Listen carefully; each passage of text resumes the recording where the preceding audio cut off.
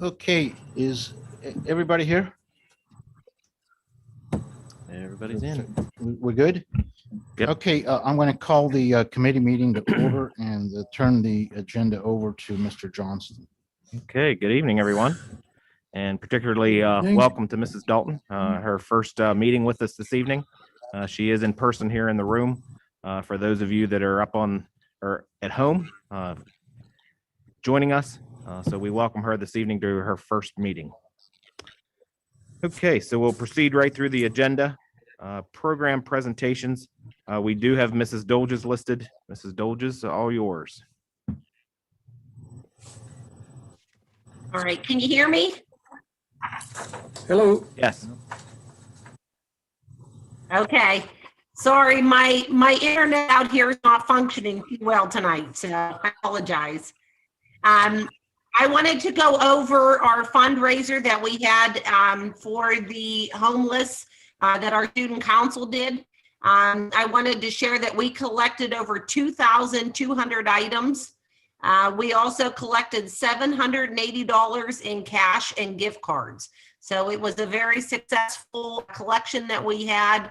And the kids and the families of Penns Manor really provided a lot. So I want to thank everybody who donated. And also, I wanted to remind everybody that on March 10th, next day, the students will be at the radio station again. We go on at 8:45 in the morning. And the kids will go on. I will have some from the high school, from the FFA joining me, and Mrs. Zeglin usually brings some of the elementary students as well to join in on the radio. Just wanted to share that. Okay. Thank you, Mrs. Dolges. And I would just also like to add and remind you as board members is that every school district is responsible for keeping track of any homeless students. Homeless students isn't just someone that you typically may thinking that they have to live under a bridge, so to speak.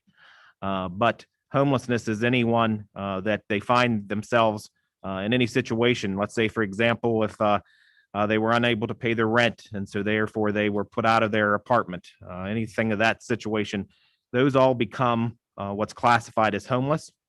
The Department of Ed wants to know those students, so we keep track of those students. In turn, we then give them assistance if they need anything.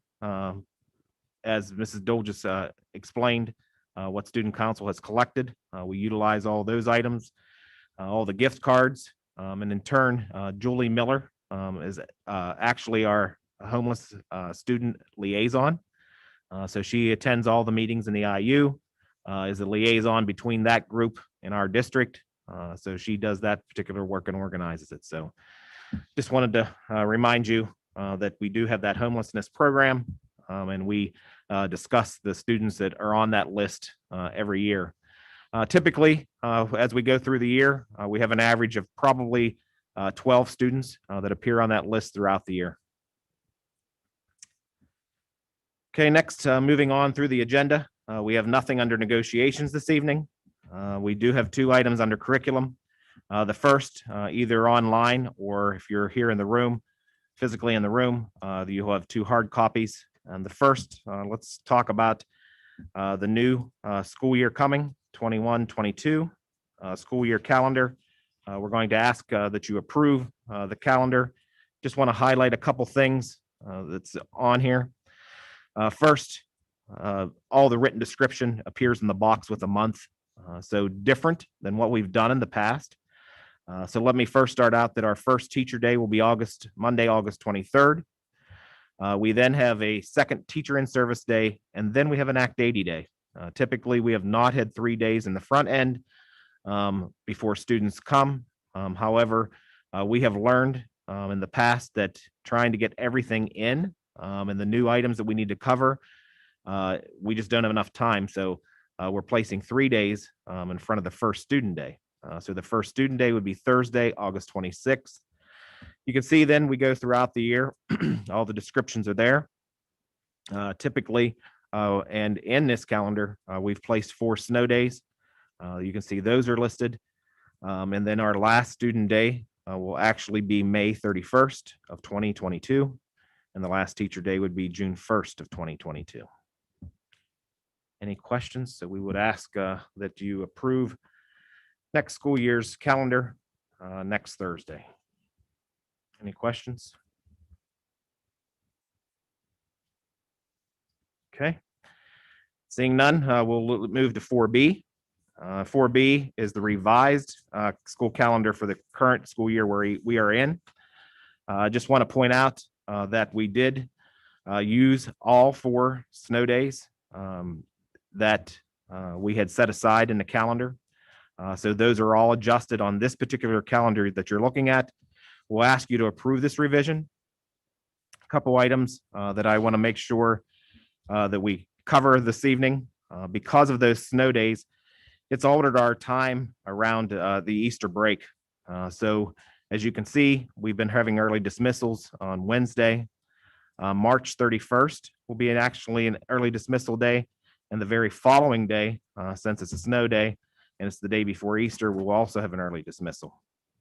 Please also note then, there are then 2 Wednesdays, one in April and one in May, that we will be in school all day long. And the reason for that is that when we scheduled those early dismissals on Wednesday, we had to stay within the confinement of our Act 80 time.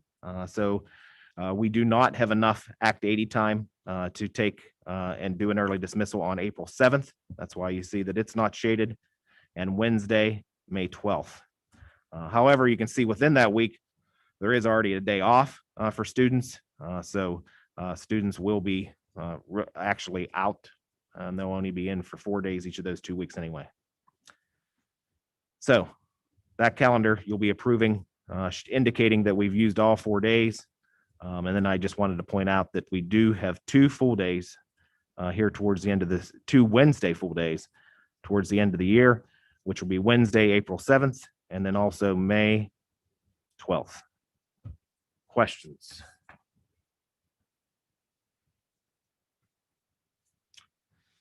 Okay, next, if there's no questions, we'll move to budget and finance. Letter A, the 21-22 budget update. I just want to tell you and those that are listening online, here's the process that we've gone through and that we will be going through. First, the budget season typically runs from late December through June. So here's where we are in that path. So we begin to collect our budget items in December. In January, the board makes a decision if they are going to indicate to the community if they will go above the Act 1 index, which is raising property taxes or not. Just want to remind everyone that this board did approve the Act 1 index, which means that property taxes will not be raised above the Act 1 index as we develop this budget. May choose to not even raise property taxes at all or be somewhere in the middle. So that indication is out there that this district will not raise property taxes above the Act 1 index for the next school year's budget. In turn, we have been collecting information as we move through the budget process. Currently, as the budget committee has been working and looking, we have come up with that we are at a deficit at this point of $533,000 that the committee will have to work with administration as we move forward. What will happen from now till then, the Budget and Finance Committee will meet. So those of you that are board members, I know we're going to talk later about committee because we do need to fill some committee spots. And in turn, everyone should also know that when a committee meets, every board member is welcome to come to the committee. So Budget and Finance Committee will be meeting in the next week or two. So as we go to the April work session, we'll have lots to share for the open board and to the public. And then in May, what we need to do is pass a preliminary budget so that we have established what that budget is going to look like for the next school year. Also, then in June, then we must pass our final budget for the next school year. So the next 3-4 months will be busy for us as we work towards coming up with that balanced budget so that we can pass. Any questions on budget and finance so far? Okay. Next, buildings and grounds. 4A. Buildings and Grounds Committee did meet last week, and we talked about a number of items, which we'll go over. First is letter A. We have shared with you in the past a couple of things. One, those of you that are watching, one of the items that we've been discussing in the last couple months is guide rails. Guide rails to be placed at the second driveway at the elementary entrance, going down towards in the past the playground. Reason for that, in the past 2 years, we've had 2 vehicles that has come off the road in that stretch. The last one coming off the road through the parking lot and through onto the basketball court. So we've been looking at ways to put some type of barrier up along there. So just want to tell you that we did meet with Buildings and Grounds Committee. Buildings and Grounds Committee members certainly can speak up as I go through. But let me review so far what we have and what we're looking at. So first option that we took a look at was guide rails. So first, your 6A will show you that we had 2 quotes for that. The lowest quote is from Green Acres, $9,968.75 to install 625 feet of guide rail. That guide rail is a used guide rail that has been repurposed by the company. The second quote that's listed there, same, asking for used guide rail to place. Also, in the Budget and Finance Committee, we talked about some other items. People were interested in looking at bollards instead of guide rail. So we obtained, Mr. Dalton obtained for us quote to have bollards installed. Bollards are those similar that you would see in front of the high school entrance at this point. By installing those bollards, we did have a quote of $21,700 to install bollards in that area. Plus, in addition to the 21,700, we would also have to provide the covers that go down over those bollards. Mr. Dalton then took a look at us installing it at those bollards ourselves. So I've listed there on that sheet, or if you're looking at it online, a $15,100 needed to complete the project if we'd put bollards in ourselves. And Mr. Dalton also had mentioned that we would have to break that up in segments to get that finished. So I do know in the Buildings and Grounds Committee, there was discussions of concerns of costs, also concerns of what type of item we put up there. It would be administration recommendation that we would go ahead and approve the lowest quote for guide rail. I know we had talked about waiting to do it. I know we talked about bollards instead of guide rails, but looking at putting up something for it to be safe and also trying to do it at the least cost that we can do it. It'd be administration recommendation to go ahead with the guide rail at $9,968. Mr. Dalton, anything you want to add before we have discussion? No, I think that pretty much says it all, Mr. Johnston. I do recommend right now that we look at installing the guide rail. Seems to be our best option at this point.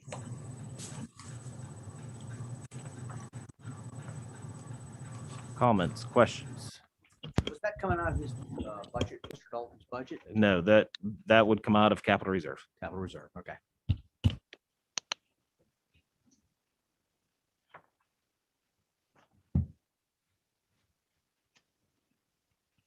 Questions, comments? It seems to me to be the prudent thing to do. We've identified a safety issue, and this seems to be the most economical way to handle that. And you decided, Mr. Johnston, didn't you decide or found that when we get safety grants, it can't be something like this? It can only be cameras and such? Correct. So we do, each year we apply for the Safe Schools grant. And you can get just about anything except for anything that has to do with barriers, bollards. Those are not acceptable expenses in those grants.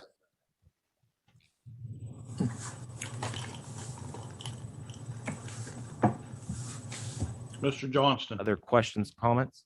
Yes. I do need to add that if this would be approved, I'm not confident saying that we would have the guide rail in place before the end of school, depending on how the weather would cooperate out in that area. Because we do have to run equipment between the road and the playground, and there's some wet areas out there that would need to be pretty dry before they run that down through there. So it may take until midsummer to get this done.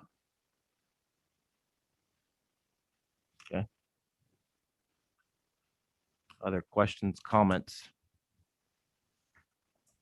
Would we pay them after the job is done then? Yeah. Oh, yes. I Yeah, mean, we you never don't have pay. to Put anything up front or anything like that? Okay. Nope.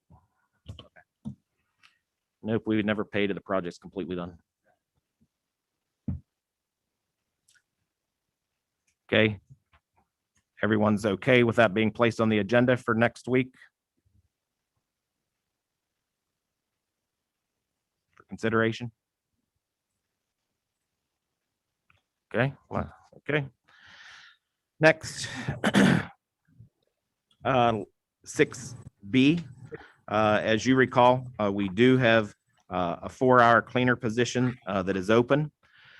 We have reached the point in time where we're surpassed the 60 days left in the school year. So I will say that, and the reason I'm saying that is that if we hire someone, they're on a 60-day probationary time period. So right now, what we have been doing is utilizing other people that are in 3 or 4 hour positions to cover that.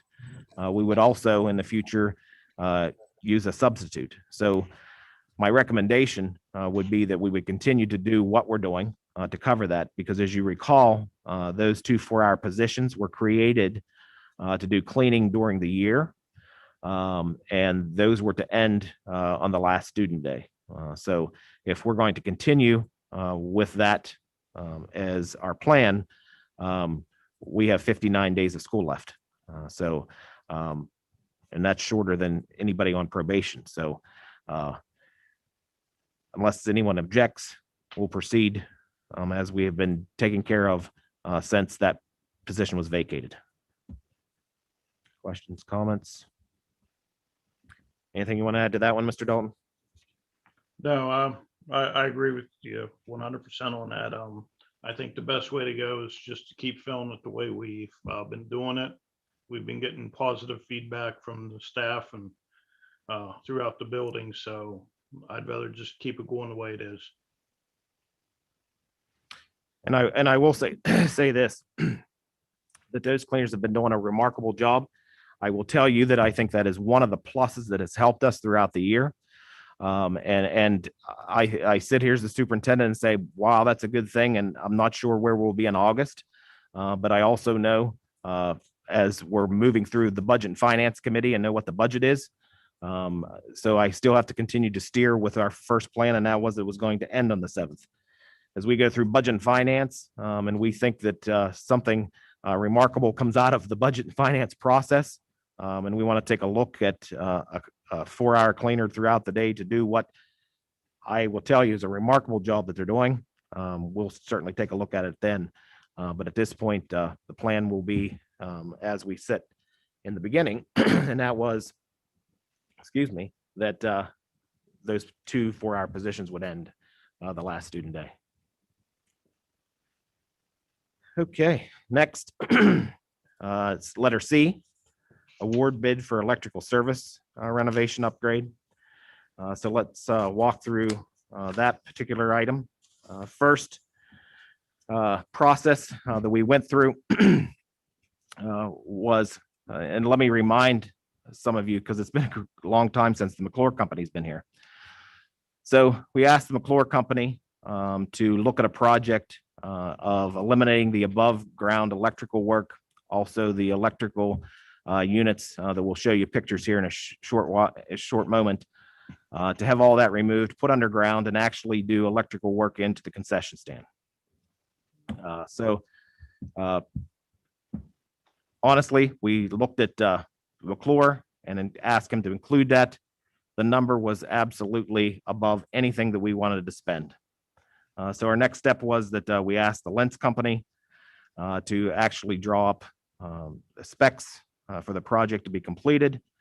Went through the process, and we opened up the bids at the beginning of February. Those bids appear on 6C that's in front of you. So you can see that the lowest bid is $6,838.59. 68,000. What did I say? Did I? Sorry. $68,838.59. Thank you. The next lowest bid was $105,000. So in the specs to have the project completed, it indicates that the bid has to be awarded within 30 days of opening bids, which next Thursday is our 30th day. So the decision could be done.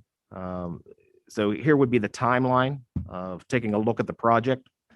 So next Thursday, one of three things that you would have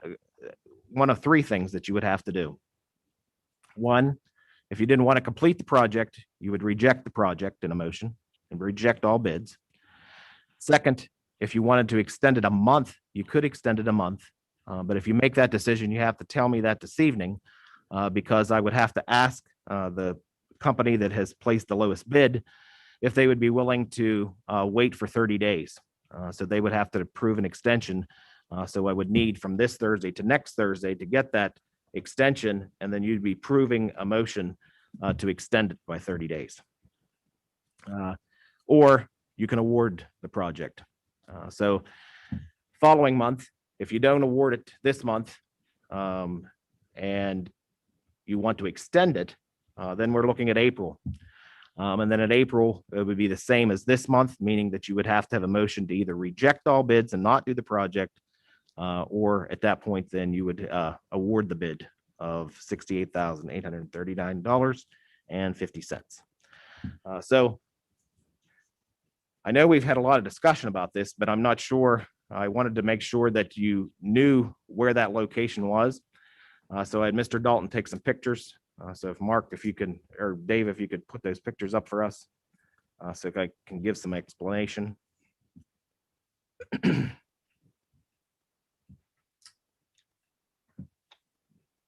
So what you're looking at is actually, if you've gone down to the stadium, you've probably seen some blue ribbon in the fence work in a square.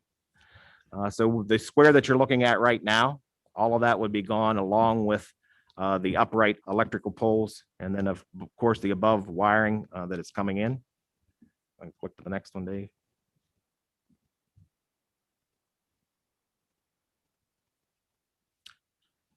So this is actually, if you're standing in by the stadium, looking up towards the maintenance long building.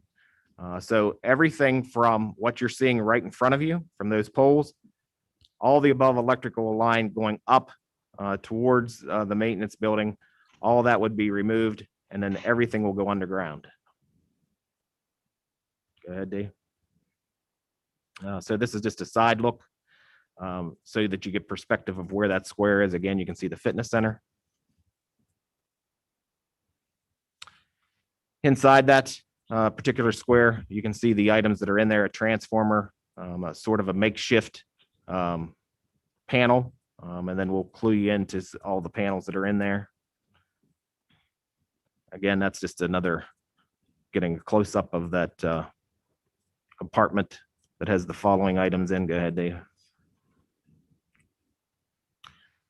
So you can see on the exterior side of the panel before we open up the other side, all these items will be removed and put underground.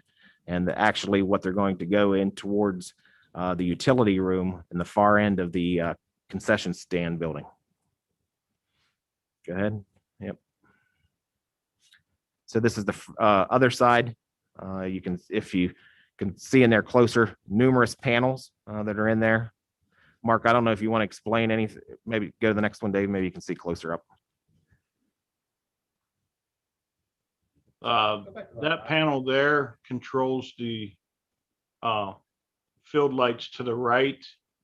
And there, if you look to the right of it, you'll see a small sub panel that takes care of some power for the 25-second clock on the field. There's some outdoor outlets for the football boosters and the flashing sign out on Route 403 as you're coming from Kenwood towards the school that controls the flashing lights on it. So the contactors in the right panel there, and the big panel is the main disconnect that was for the original field lights back from 1965.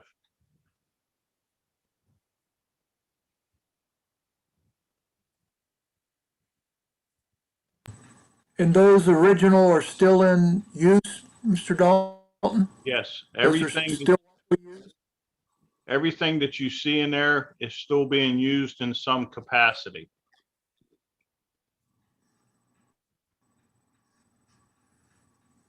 Okay, Dave, you can go to the next one.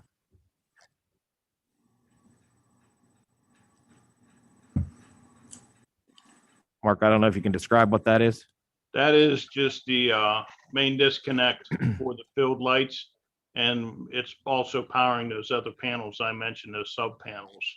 But those are just main disconnect fuses where we're going to go with a main disconnect in the other building with a breaker.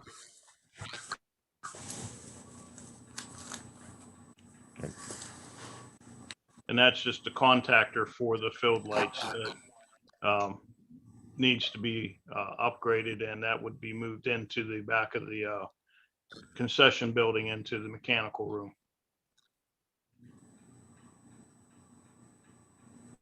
And that's just the same thing, but that's for the left side of the field.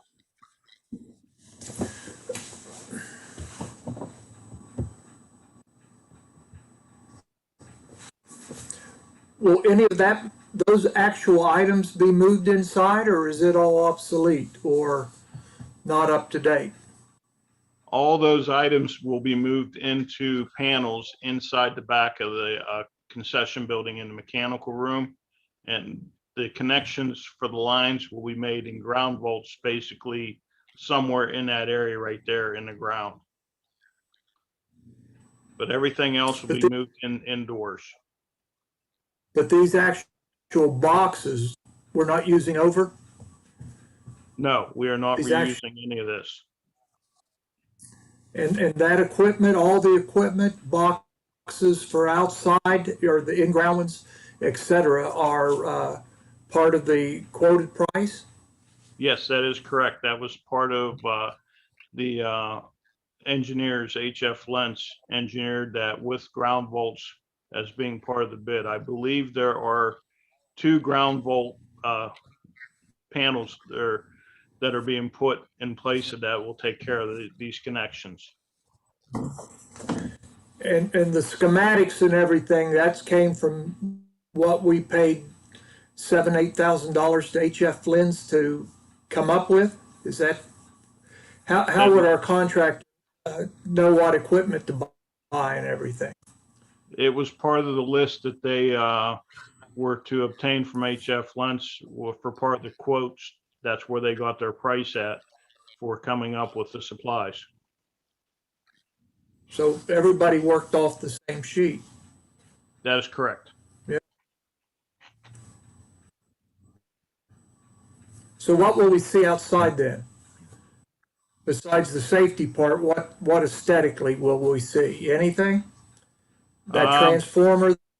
You'll see the transformer is going to be moved in this project to behind the concession building across the road from it. The only thing that you're going to see there is you may see the lid for the ground vaults, and it'll be at grass level. It's not going to be sticking up out of the ground. That will all go away right there.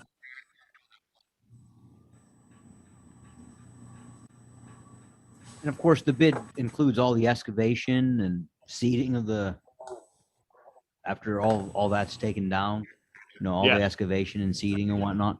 Okay. Yes. So I do want to add, and Mark, if you want to help me with anything when it comes to the power. So if you step outside of the high school at the end of the wing, everything being powered out there goes through here. So let me start out by the road. So there are blinking lights that's out saying a bus crossing. It powers that, powers the fitness center, powers all the track walking lights, the football lights, all the concession stand, electrical work for football boosters, the field house, the storage building. So everything from school to the woods, anything that has to do with electrical goes through there. Am I correct, Mark? Yes, the sewage plant right now is still being powered from the school, but we are experiencing some problems with electrical there. And the architect did build in enough extras into this that if we need to run from the concession building to the sewage plant, we can, and it will have adequate power.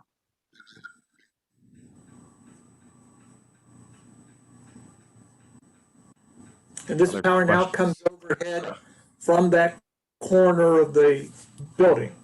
Is there a transformer up there at that corner of the maintenance kitchen parking lot? Am I squinting right?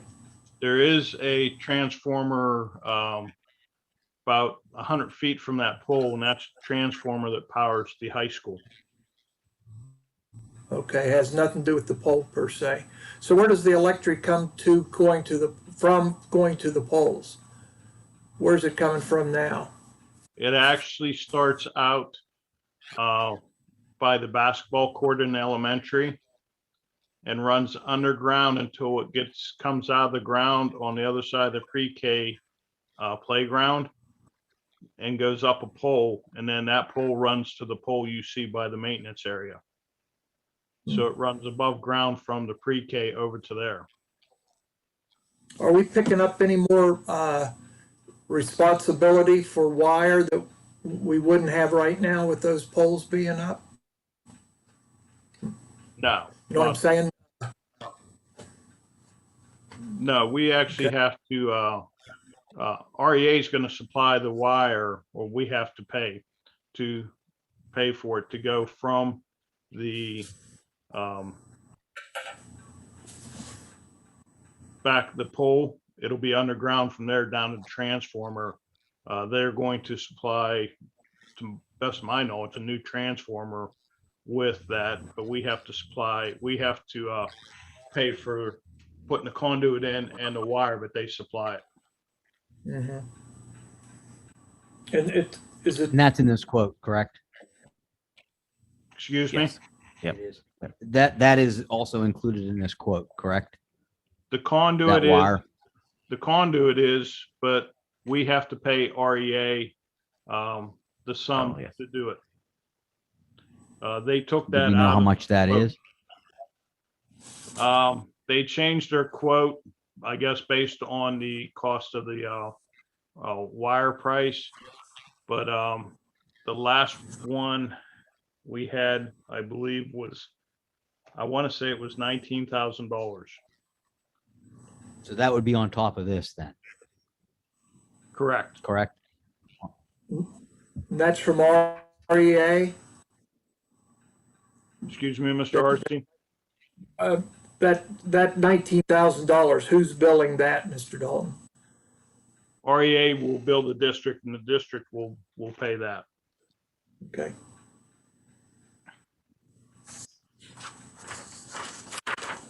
And again, Mr. Dalton, how old's all the equipment? I'm sorry. No, I'm sorry. Go ahead, John.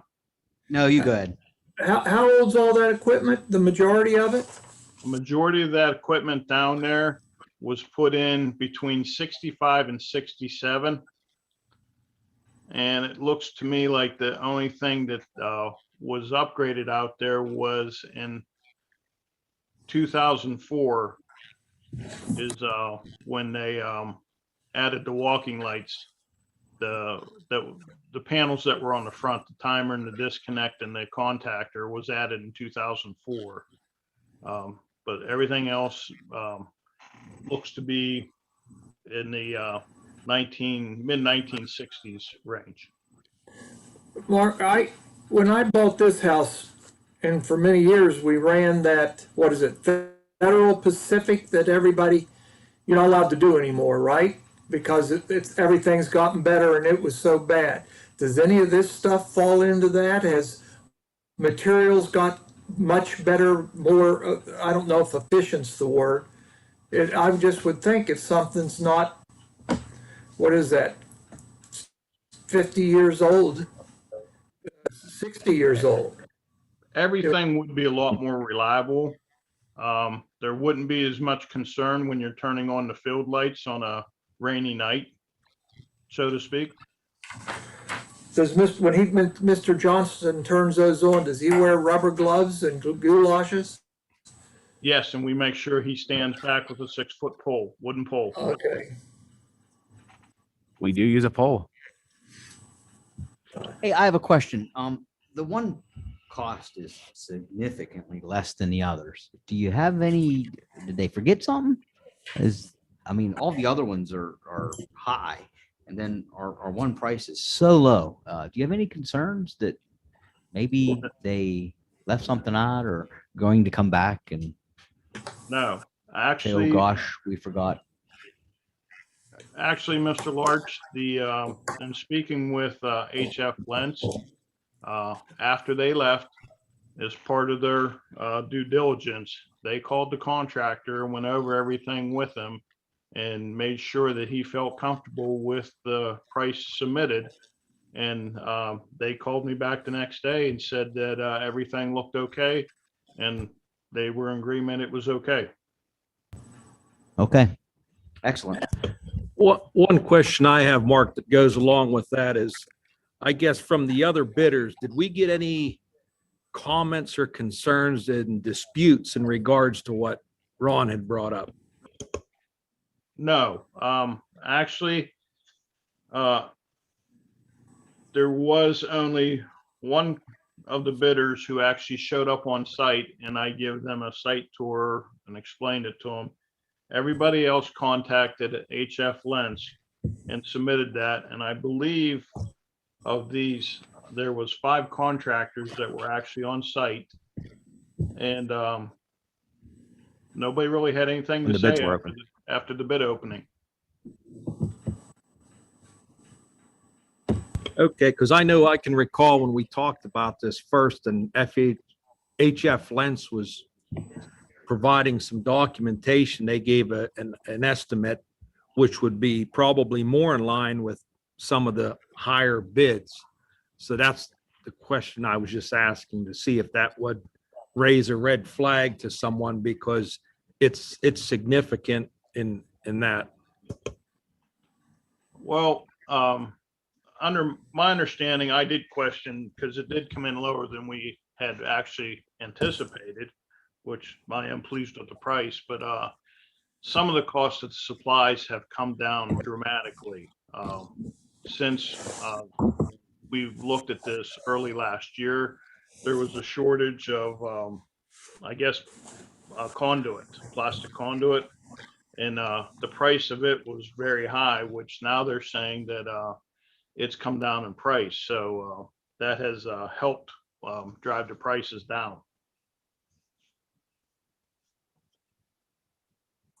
You know, I'm going to make a comment. I know the jurors have graduated from here, and I can tell you firsthand that Kenny's getting started out and worked for Joy for I don't know how many years, but he's probably been in business now for himself, maybe, I don't know, 3 years, 2 or 3 years, but he's all the work that he has done and everybody that he's done work for, I've heard nothing but good things.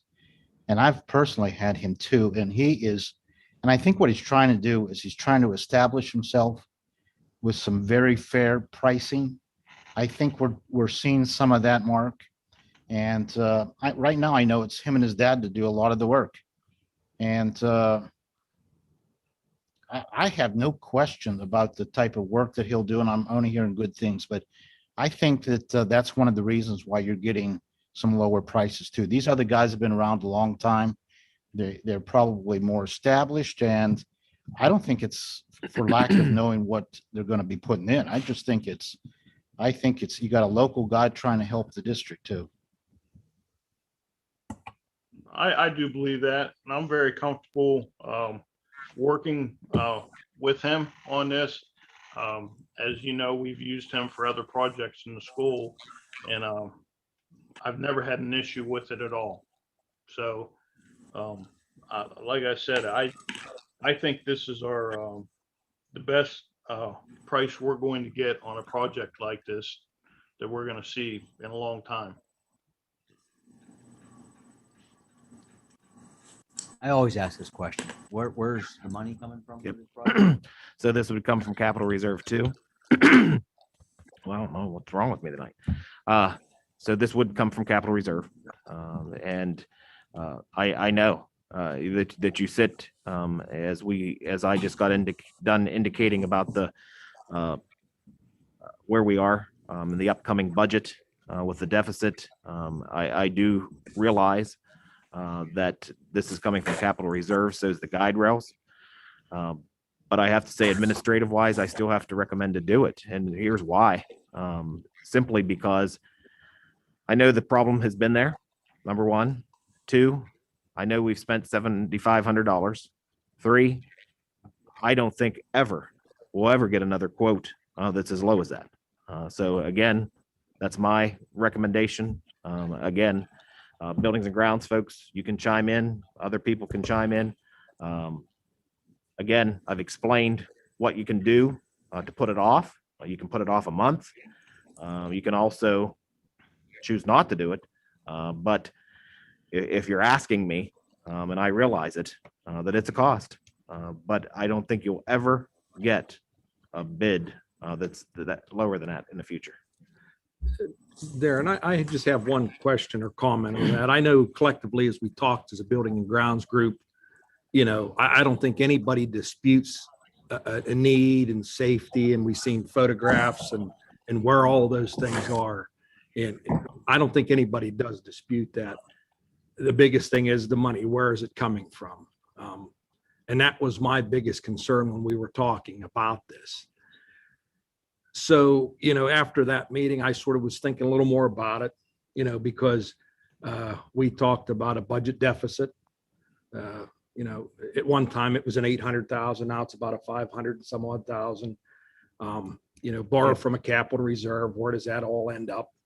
And as time goes on, it's easy to do that when you have a need presented like this, safety, same as a guide rail. We got to pull it out of this fund. So I started to think back thinking, okay, over the years we've pulled out of that fund. And I don't know if I can recall specifically if it was the capital reserve or if it was just a general fund. Just thinking back at the past, looking forward, when we had to borrow the money to make the difference up in the turf, and there was going to be a payback occur because that was a significant sum of money that was going to be coming from donations and foundation. And Sure. I just wanted to know, where does that all stand? Because, in 2016, 17 timeframe, when we were talking about that, it was significant. It was a big cost because we just came off the side of installing gas. Yep. That showed savings. And I think I brought that up at the last Yep. meeting about where that's at. Yep. We invested $740,000 in the roof, which was needed. Yep. That was a big cost. And those things culminated to a need, wants and needs. This is a need, functional, but it's obsolete, but it's one of those things that I just don't want to get caught in a situation where it's commonplace to continue to do that And then it puts us in a situation that the $280,000 deficit for budget a few years ago to a $360,000 budget deficit, another, it steps. And I think we had talked about that. Sure. I just would, it's one of those things we have to really think about where those funds are going to come from, because I'll state it right now. I am not for a tax this year, not with the 2020 season that we went through. That's why I voted no on the index. So I don't want to get into that situation of repetitiveness of that type of thing. And I'm not disputing not looking into this wholeheartedly, but we need to look at that funding piece of it. Sure. To find out if we continue that way, we see where the trend rolls. I'd like to see where, I guess, the stat, I don't know if you guys have that information on like the turf payback on that now or not. I don't have it now. I can address that. And matter of fact, I'll address some of Rich's other concerns. John, you and I also had some concerns about where the capital comes from, but knowing how important this project is relative to safety, and whenever you have to start flipping switches with a 6-foot pole, that's a problem. And the same thing is true with the guide rails out front. It's hard to put a price on that. And quite honestly, John, you and I and Rich were concerned.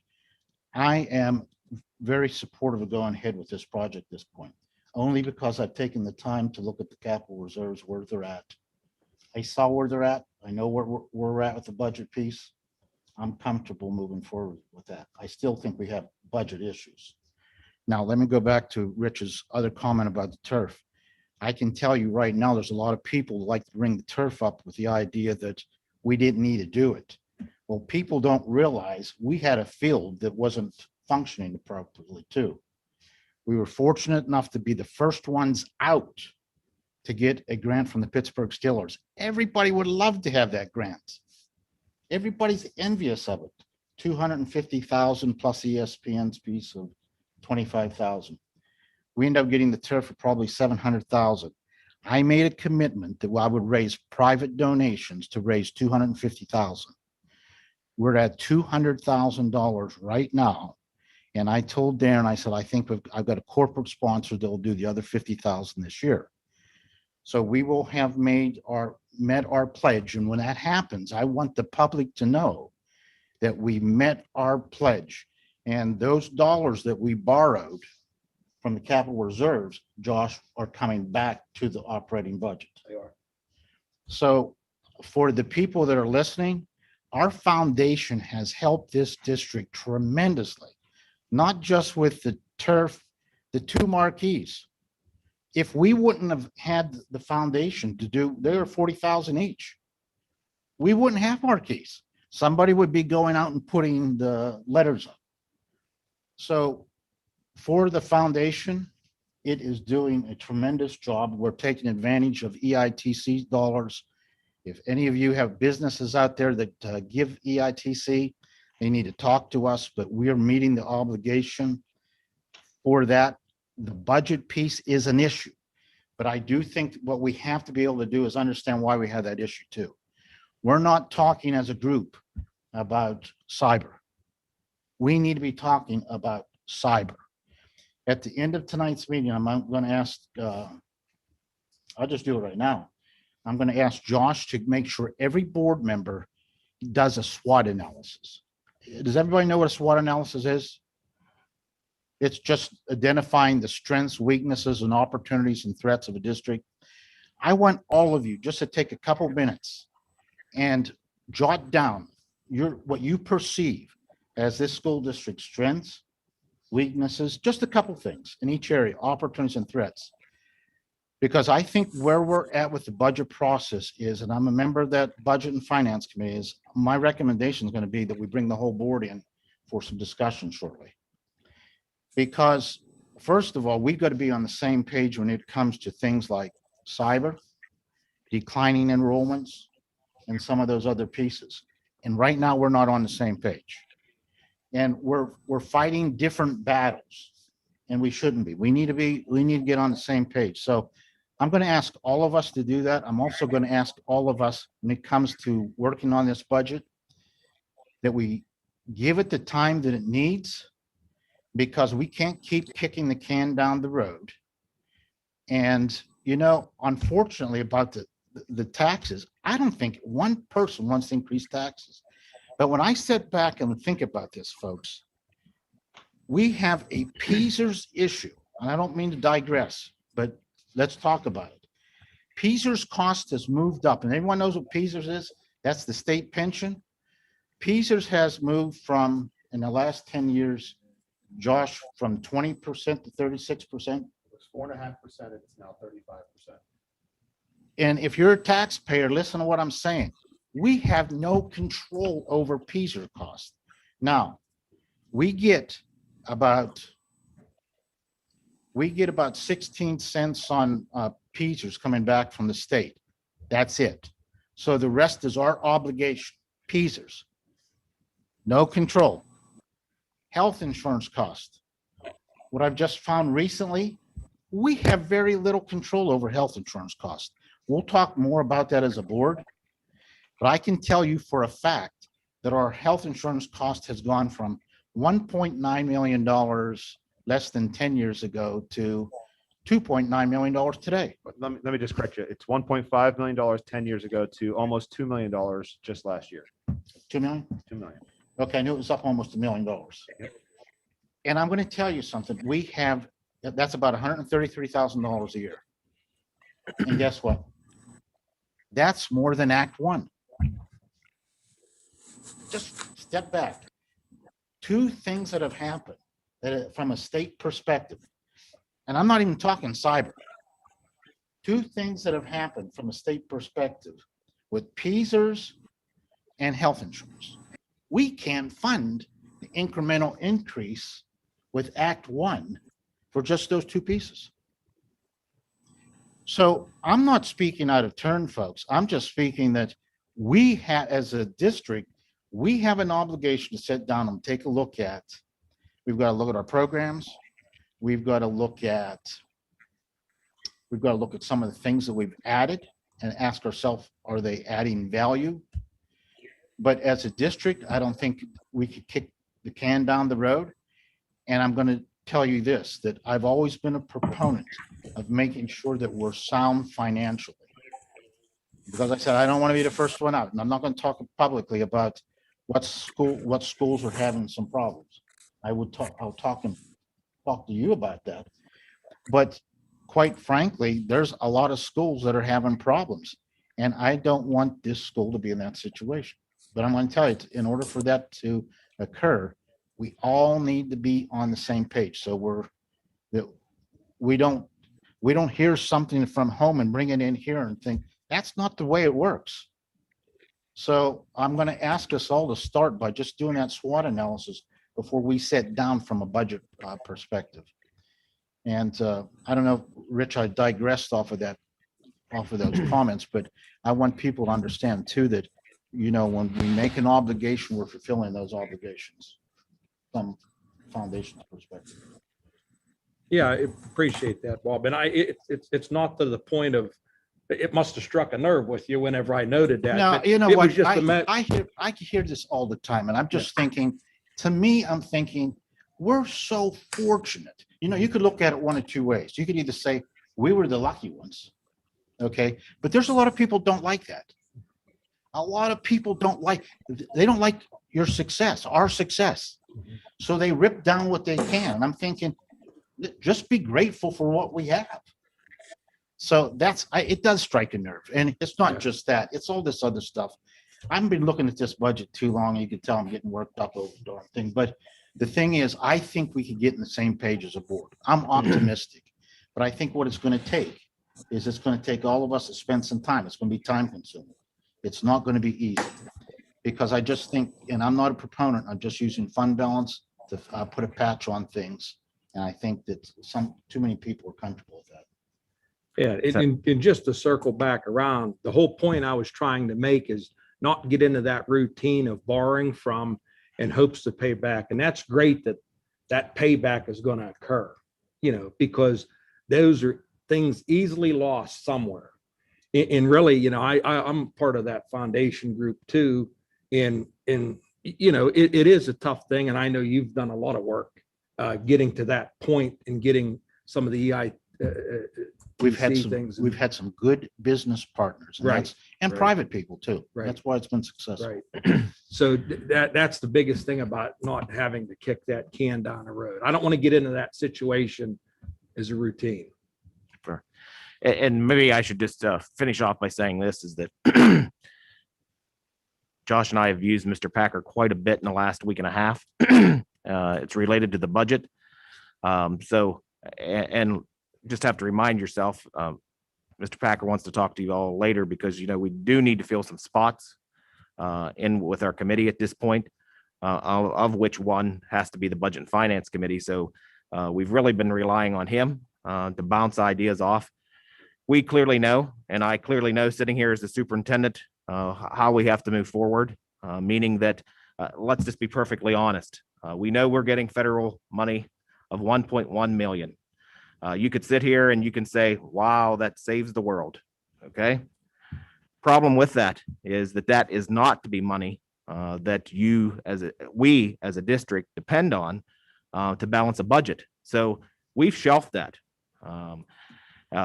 Knowing that's coming, you need to know that that's coming. But we cannot continue to go down the road and think that we can just pull that off, because all you're doing is just kicking the can down the road. So we clearly know that that's there. We're not looking at it, but we do have a problem of $530 some thousand. I know, as much as he has passion about the district, that he has not been sleeping, because I can tell. And neither of the other two of us sitting up here at the front. So we know that we'll be coming to you, that we have a lot to go through. And we've learned that in the past week. We know we can't kick it down the road. We know we can't steal it, so to speak, from that federal money that's coming. And it will. It's going to be some discussions, honestly, first with the committee. Then we're going to have some discussions, because could you? Absolutely. We can make this happen and kick the can down the road for 1-2 years. But as Mr. Plenick pointed out, I mean, I'll be perfectly honest with you. We're taking that blanket and we're covering it if we don't address it now. So we'll take a look at it. We'll see if we can balance that more to everybody's liking. There may be some things that has to change, some things that will go away. We realize that. So please understand, all of you as board members, if there's ever any time that we're going to ask you to come up and understand the budget, it will be this year. Again, we could sit up here right now and just say, well, yep, we can take care of this for a year, probably even 2. But then if you cover that up with that blanket of money, your problem is just escalating and growing. And so we're very aware of that, and that we know that we have to go back and look at our budget. Problem is, as he already indicated a few minutes ago, we've already run into a couple of things. Cyber school. Oh my goodness. If we didn't have the cyber school tuition problem, we wouldn't even be sitting here pausing in his agenda to even talk about it. It would be balanced and we'd be all going on our merry way. He also indicated benefits. Benefits for this district is over $5 million. Salaries are $7 million. So think about that. The benefits of all the employees here is almost to the balanced level of what's going on the paycheck. Has to change. If this community, myself, wants us to continue, and again, please, if you're listening to this, this is not that this district is in a bad shape, but if you look 3 or 4 years down the road, if we don't fix it now, the issue is going to be compounded and we'll be in trouble 3 or 4 years down the road. So please don't think we're in desperate dire needs, but I will tell you that you've elected board members that think down the road and don't want us to be in a situation. So one other comment. I'm going to ask all of you as board members to take politics out of this for just a second. We'll talk more about this later. But with respect to cyber, let's make sure we all understand this has nothing to do about choice. Do you understand? There's a lot of people that think that cyber is about choice. Our argument is about not funding them more than what we're getting. Does everybody understand what I just said? So if we're getting X number of dollars from the state, why are we paying 3 times that much for a cyber school? So again, I'm going to take politics out. Whether you like Governor Wolf or you don't like Governor Wolf, he had probably some type of relief for public schools. Now, a lot of people may say, well, yeah, but I don't like all these other things. Well, I could care less about those other things. I will tell you that his relief to public schools, and I know that he won't get everything he's asking for with cyber, would save us about $250,000 or $250,000.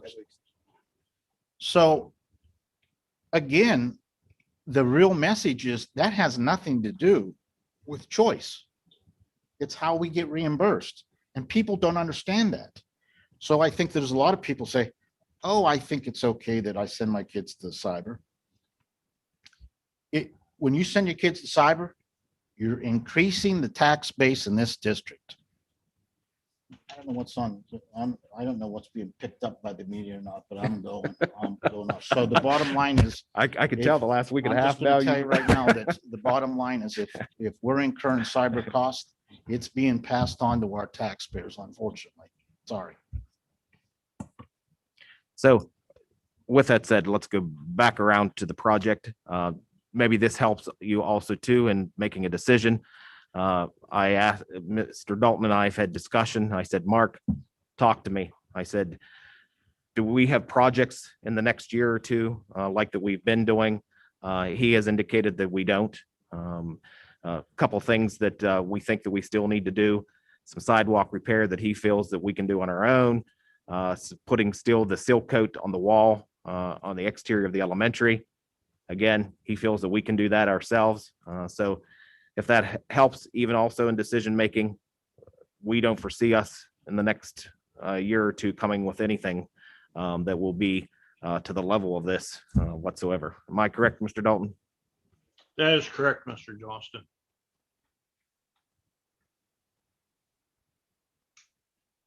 So with that said, would you like it on the agenda for next week, or? I do have another question. It's regarding the electrical. Is there, like, we know now that there's $19,000 that we're going to have to spend too for the wire from REA. Is there anything else that is going to be added? So I can actually say that this project's going to cost us about $87,000. That's correct?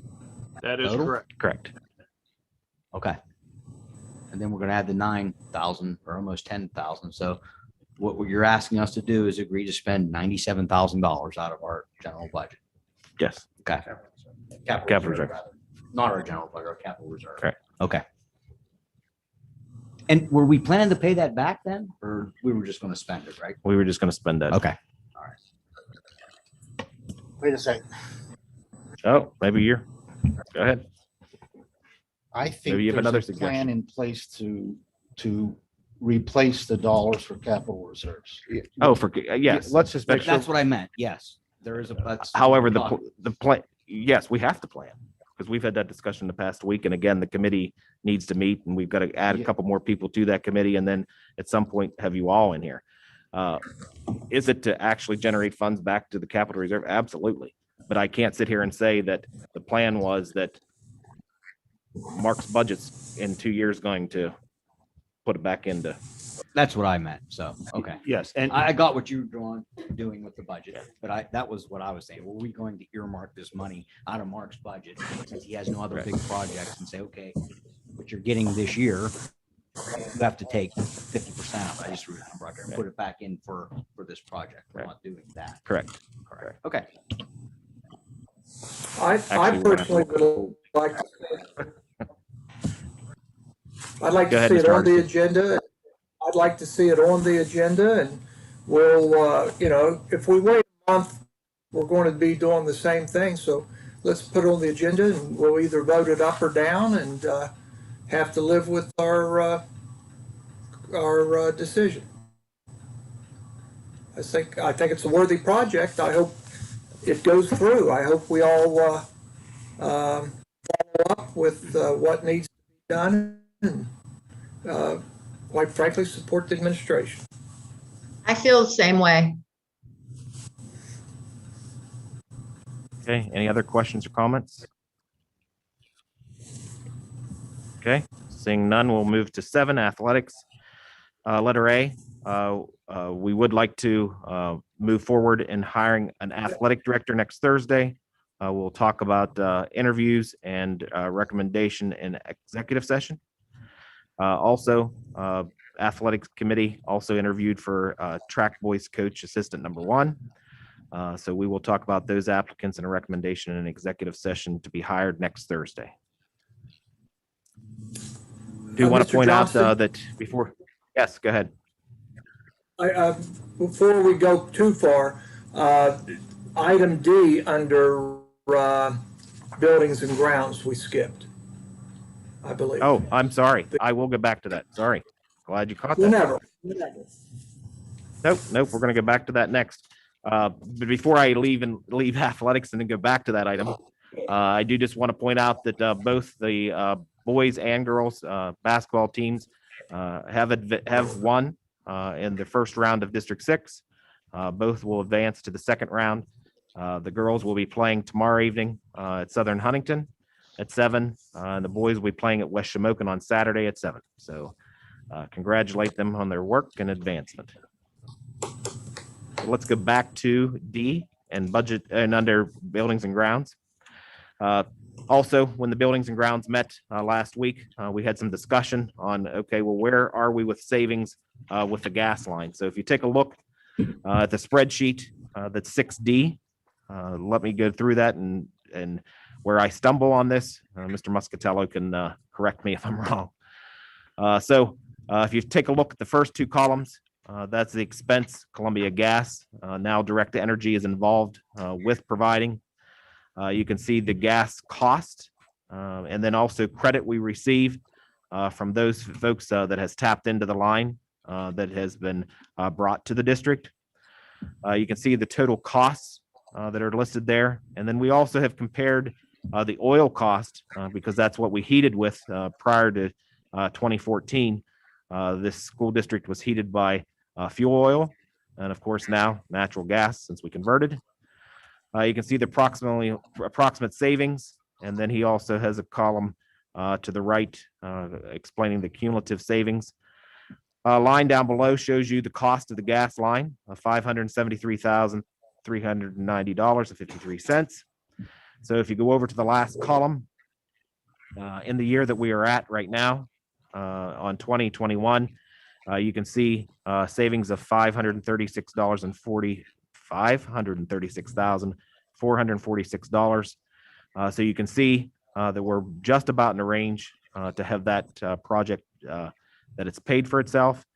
And then as we project to go out next year, that the savings would be $614,580. So then we will be above what the total cost of installing that gas line to the district is. I don't know if there's anything you want to add. I'll just explain the oil cost comparison because it really is what drives the savings. You'll look in 2013, 2014, the $208,000 you see there.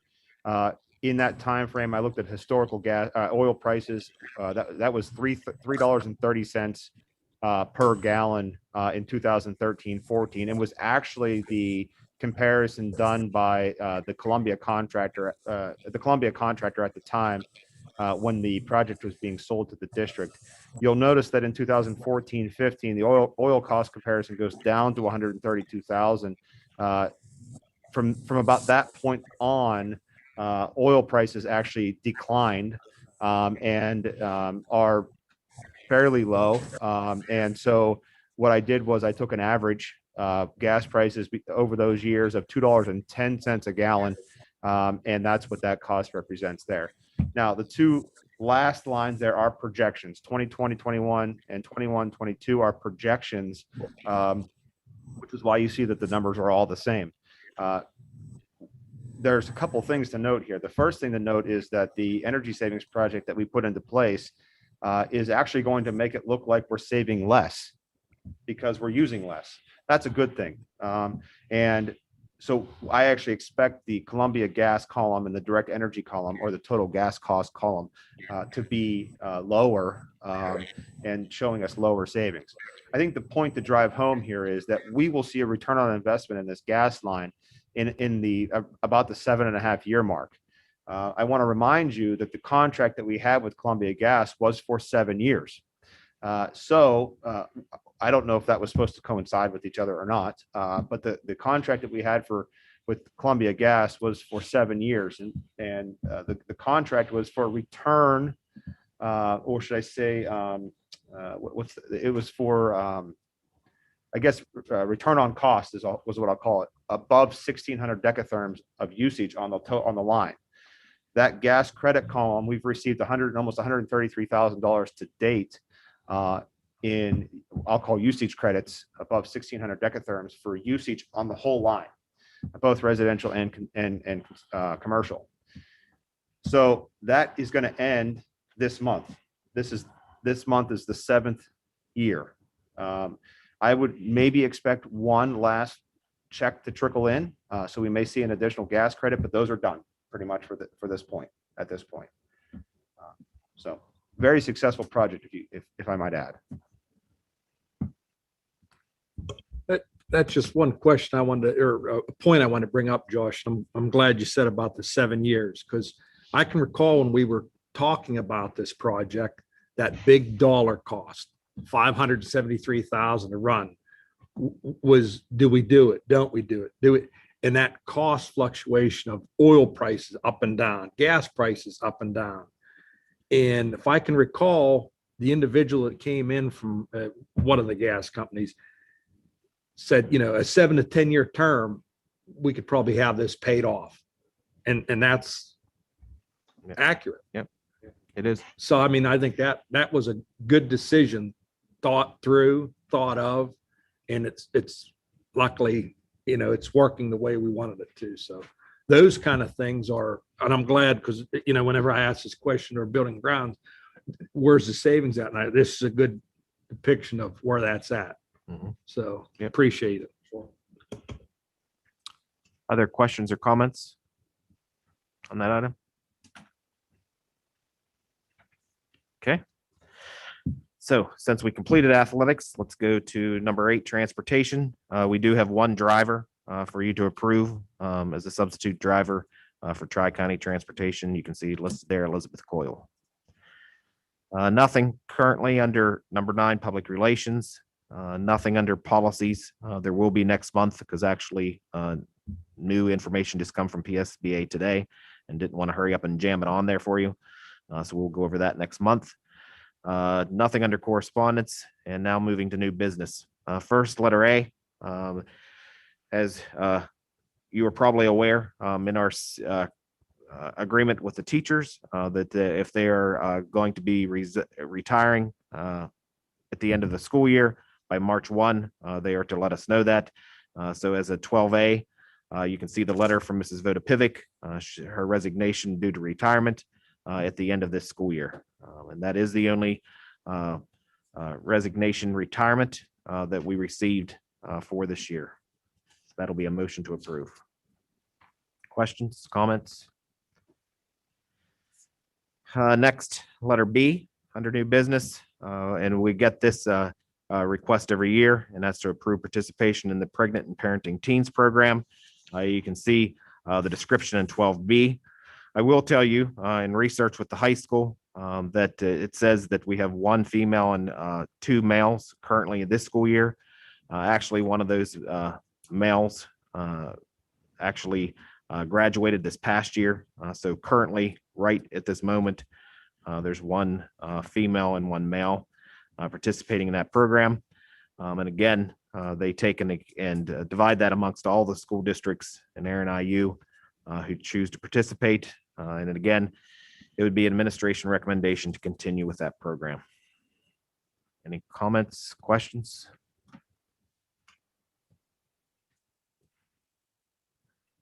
So next, letter C, hire long-term teacher substitute.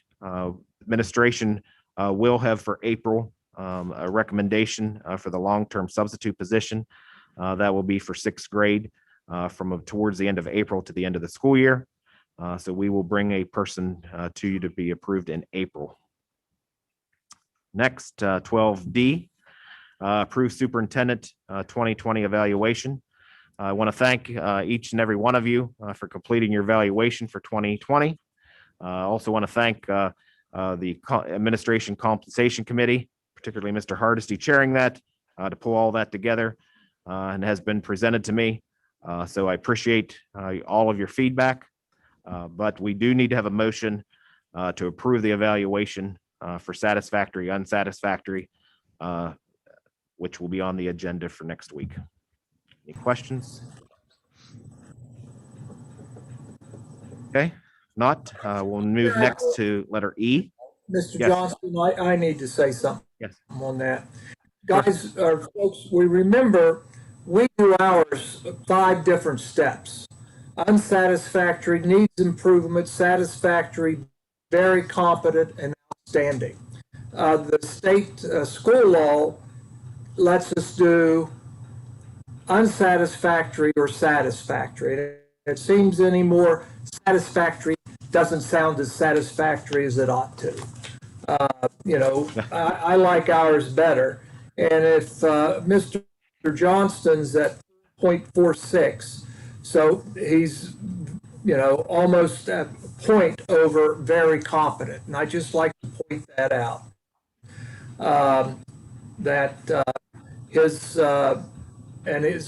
As usual, Mr. Johnston has rated himself less than we did as a board.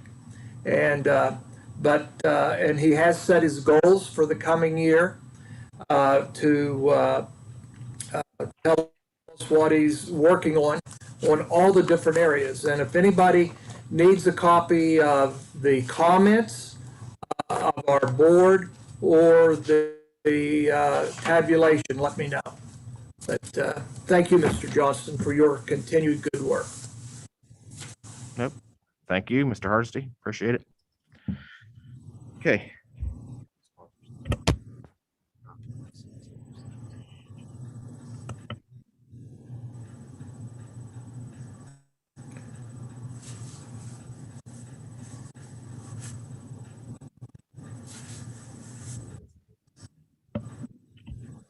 Okay, so next, letter E under new business, approve Rashini Health Insurance Dependent Audit.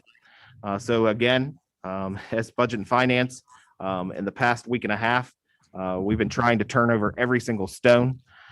So our recommendation administrative wise is to move forward to complete a dependent eligibility audit.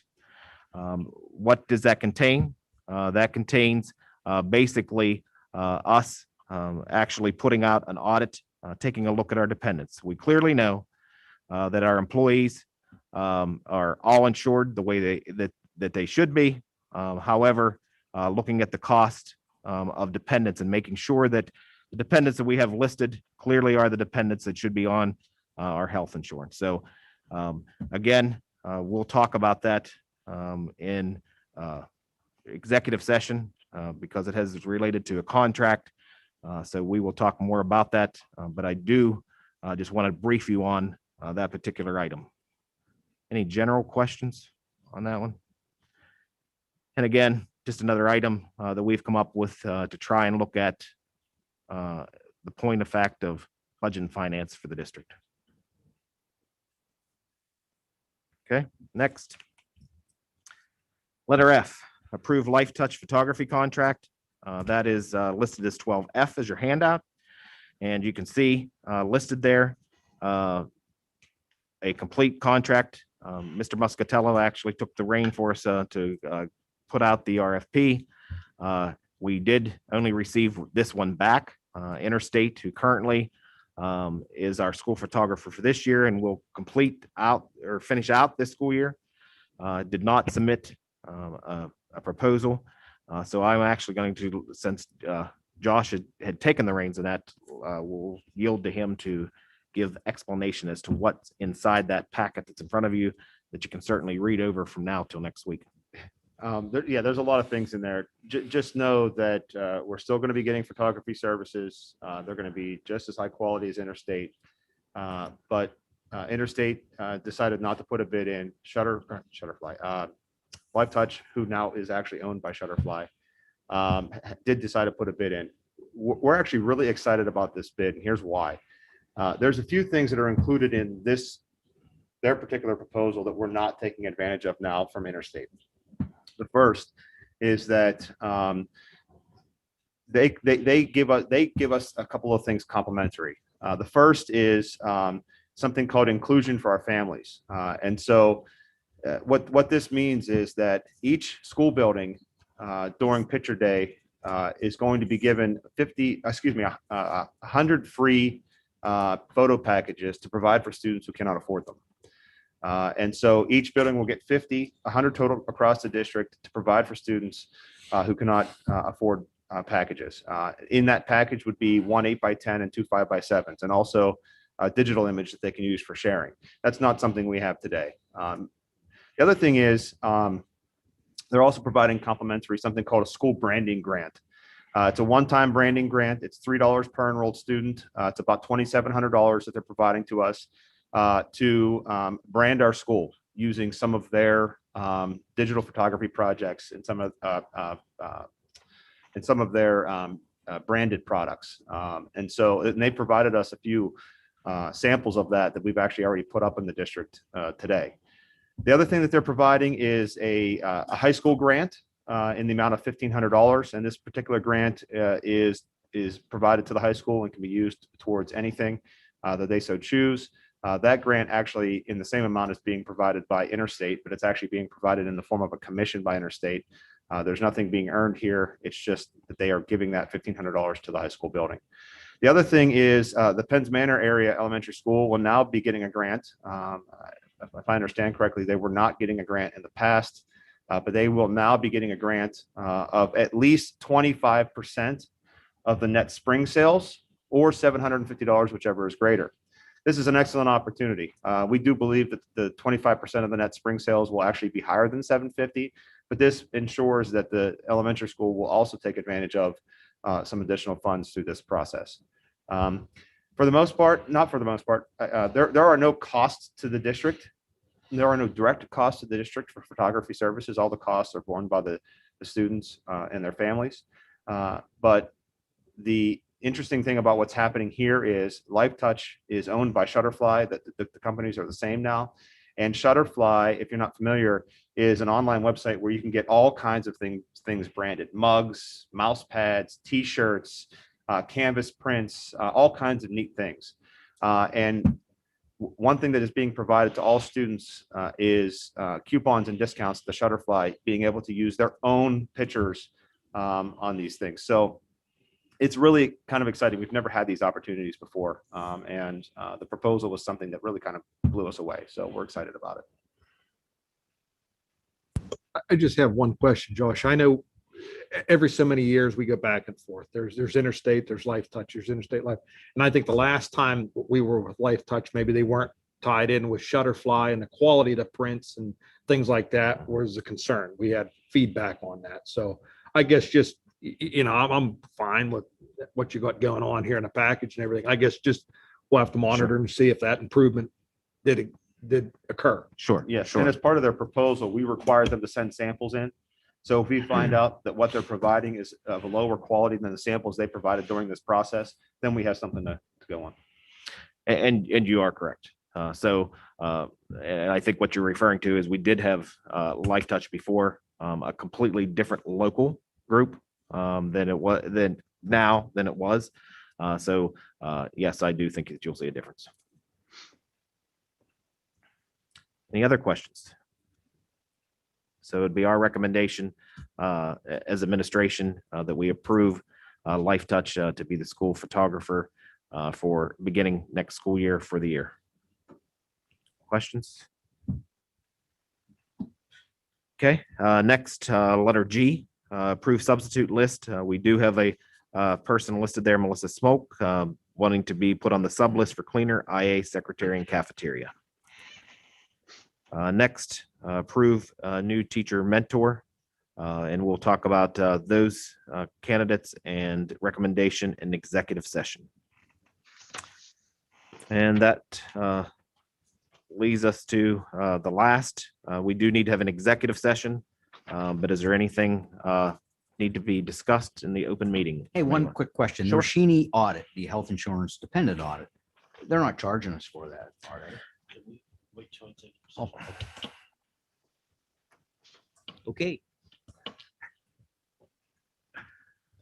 Other questions, comments for open meeting?